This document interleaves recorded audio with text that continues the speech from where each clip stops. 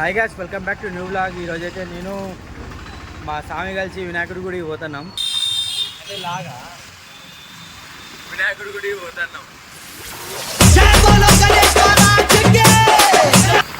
ఇప్పుడే గాంచోకి వచ్చినాం. మా స్వామి 2 నిమిషాలు పట్టుకొచ్చి దానికి వెళ్ళి తిరిగి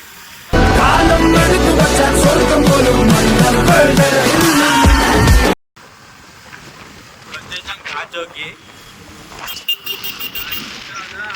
వినాయకుడు బిల్లింగ్ పోయిన తర్వాత ఒక్కడు పడతాడు. ఆగట్లేదు చెప్పండి ఎట్లా పడతాడు మన గాంచో.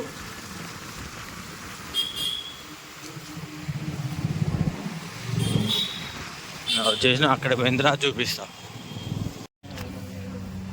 ఇప్పుడే గుడి కాడికి వచ్చేసినాం.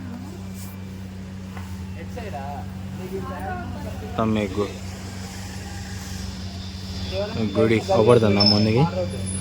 ఖమ్మంలో ఉన్న వాళ్ళందరికీ తెలిసేది ఫేమస్ గుడి వినాయకుడి గుడి గాంచో. దగ్గర పోయిన తర్వాత చూపిస్తా. మా స్వామి తీసుకొచ్చేసాడు. ఇప్పుడే వినాయకుడి గుడికి పోతున్నాం. స్వామి శరణం.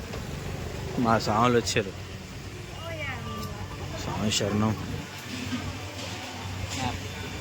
సాయి స్వామి ఒకసారి స్వామి శరణం.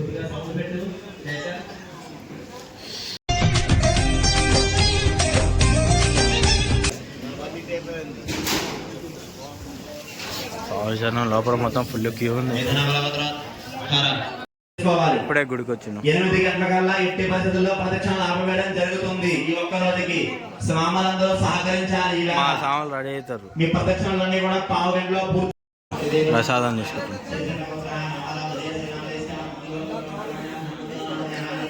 స్వామి శరణం.